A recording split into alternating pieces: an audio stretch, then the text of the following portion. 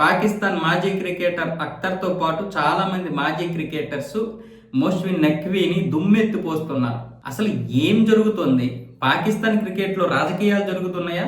Cricket గురించే discussion జరుగుతుందా? Cricket గురించే ప్రాక్టీస్ జరుగుతుందా? లేదా రాజకీయాల గురించి ఏమైనా ప్రాక్టీస్ చేస్తున్నా? ఎందుకు పనికిరాని వారు, క్రికెట్ గురించి ఏ అవగాహన లేనటువంటి వారు ఈరోజు బోర్డులో ఉన్నారు.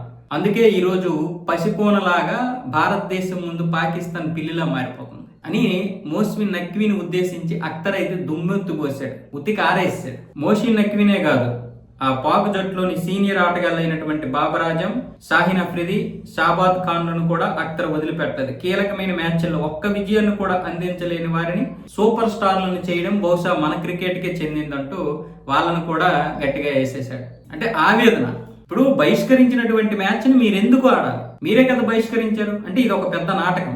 బహిష్కరణ చెప్పి తర్వాత ఏమొచ్చేసి భారతదేశంతో ఆడుతున్నామని చెప్పారు. ఐసీసీకి, బీసీసీఐకి మీరు లొంగిపోయారు. సరే, ఆడుతున్నాం అన్నప్పుడు భారతదేశం పటిష్టమైనటువంటి జట్టును ఏర్పాటు చేసుకోవడానికి ప్రయత్నాలు చేస్తే మీరేం చేశారు?